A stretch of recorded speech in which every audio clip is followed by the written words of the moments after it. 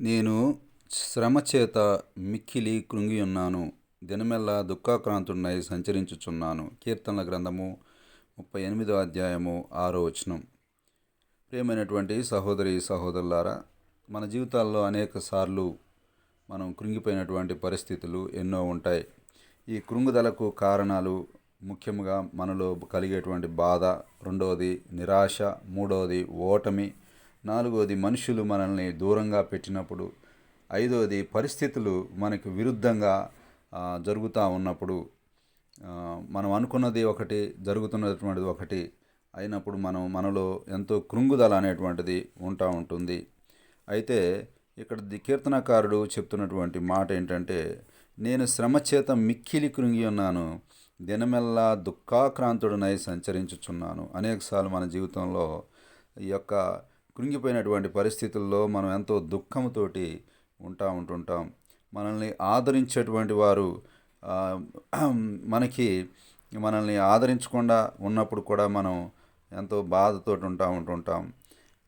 మనల్ని మన అనేటువంటి వాళ్ళు కూడా మనకి దూరంగా ఉన్నటువంటి పరిస్థితులు మనం చూడవచ్చు. అలా అయితే ఇక్కడ కీర్తనకారుడు చెప్తా ఉన్నటువంటి మాట ఏంటంటే, నేను మిక్కిలి కృంగి ఉన్నటువంటి పరిస్థితి. కీర్తన 42:5లో మనం గమనించినట్లయితే, నా ప్రాణమా నీవేలా కృంగి ఉన్నావు, నాలో నీవేలా తొందరపడుచున్నావు. కృంగిపోయినటువంటి పరిస్థితుల్లో మన జీవితంలో ఎంతో తొందరపాటు అనేటువంటిది ఉంటుంది. ఎంతో భయంకరమైనటువంటి నిర్ణయాలు తీసుకోవడానికి ఈ యొక్క కృంగుదల అనేటువంటిది మనకు తోడ్పడుతుంది అనేటువంటి విషయాన్ని మనము మర్చిపోకూడదు. ఈ కృంగిపోయినటువంటి పరిస్థితుల్లో మనం ఏమి చేయాలి అనేటువంటి విషయం చాలా ప్రాముఖ్యమైనటువంటిది. ఇక్కడ మనకి ఒక ఛాలెంజింగ్ వర్డ్ని సామెతల గ్రంథం 24:10లో మనం గమనించినట్లయితే, ఒక ఛాలెంజింగ్ వర్డ్ ఇక్కడ మన సొలొమోను గారు రాస్తున్నట్లుగా మనం చూడవచ్చు. శ్రమ దినమున నీవు కృంగిన యెడల నీవు చేతగాని వాడు వగుదువు. సామెతల గ్రంథము 24వ అధ్యాయము 10వ వచనం. ఇక్కడ మనం గమనిస్తే, శ్రమ దినమున మనం కృంగిపోయినటువంటి పరిస్థితి ఉంటే మనందరూ కూడా చేతగాని దానవని మనల్ని హేళన చేసేటువంటి పరిస్థితి ఉంటుంది. మనల్ని హేళన చేస్తున్నారంటే దాని వెనుక మన దేవుని కూడా హేళన చేస్తున్నారనేటువంటి విషయాన్ని మనము మర్చిపోకూడదు. నువ్వు కృంగిపోయినటువంటి పరిస్థితి, శ్రమ దినము నీకు కలిగినప్పుడు నీవు ఏమి చేయాలనేటువంటిది చాలా ప్రాముఖ్యమైనటువంటి విషయము. ఇందాక మనం చూసాము, నా ప్రాణమా నీవేళ కృంగి ఉన్నావు, నాలో నీవేళ తొందరపడుచున్నావని కీర్తన 43:5లో మనం గమనించినాము.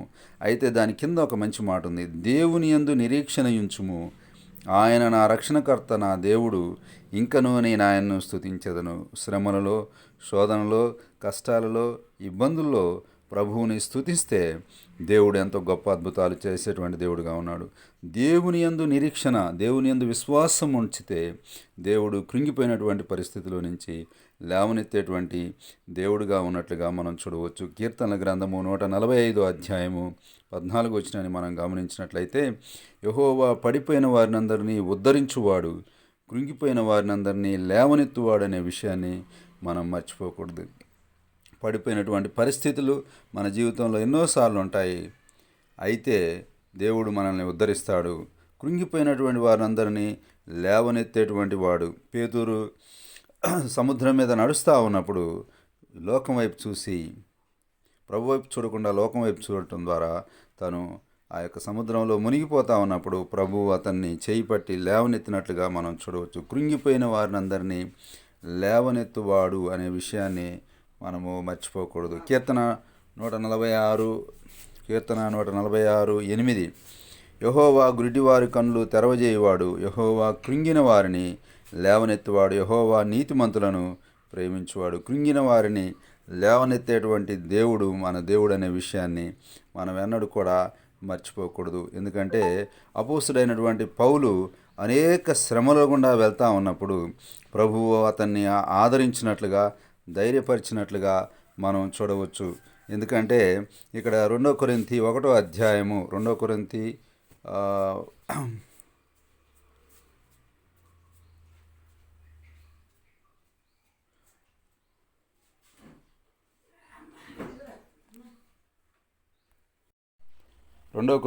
1వ అధ్యాయము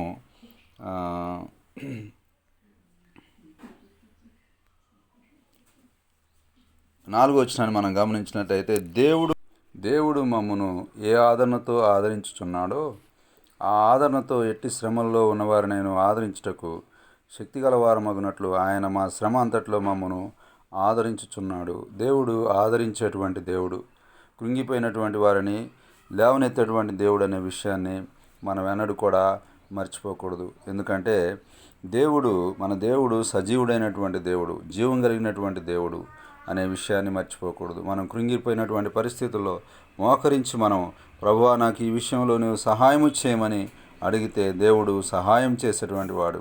తనకు మొరపెట్టువారికి, తనకు నిజంగా మొరపెట్టువారికి యెహోవా సమీపంగా ఉన్నాడనే విషయాన్ని మనం ఎన్నడూ కూడా మర్చిపోకూడదు. కాబట్టి కృంగిపోయినటువంటి స్థితిలో మనం బాధపడాల్సినటువంటి అవసరం లేదు. ప్రభువు మనకి సహాయకుడిగా ఉన్నాడనే విషయాన్ని మనం ఎన్నడూ కూడా మర్చిపోకూడదు. దేవుడి ఈ మాటల్ని దీవించునుగాక.